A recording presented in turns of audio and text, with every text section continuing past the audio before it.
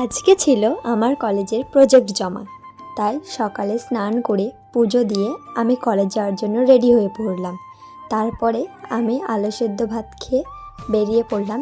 আমার দাদু আমাকে বাসে তুলে দিতে যাচ্ছে। এখানে ওমরপুর থেকে বাস ধরে নিলাম বহরমপুরে, আর এদিকে খাগড়া স্টেশনে রেলগেট পড়ে গিয়েছে। তারপর নেমে পড়লাম রাধারঘাটে, আর কাঁদি যাওয়ার বাসও চলে এলো, তাই আমি আবার বাসে উঠে পড়লাম। এখন চলে এলাম আমি আমার কলেজে, আর এই যে প্রজেক্ট সাবমিট হবে, স্যারও চলে এসছে প্রজেক্ট নেওয়ার জন্য। সবাই একে একে প্রজেক্ট জমা করতে লাগলো। আমার প্রজেক্ট জমা হয়ে গিয়েছে। তারপর আবার বাড়ি যাওয়ার জন্য বাসে চেপে পড়লাম।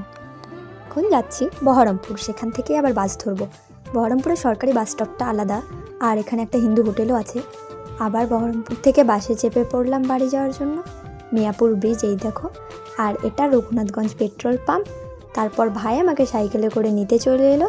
তারপর দুজন মিলে আখের রস খেয়ে নিলাম। আখের রস খেয়ে বাড়ি চলে এলাম। আজকের ভিডিওটা ছিল এতটাই।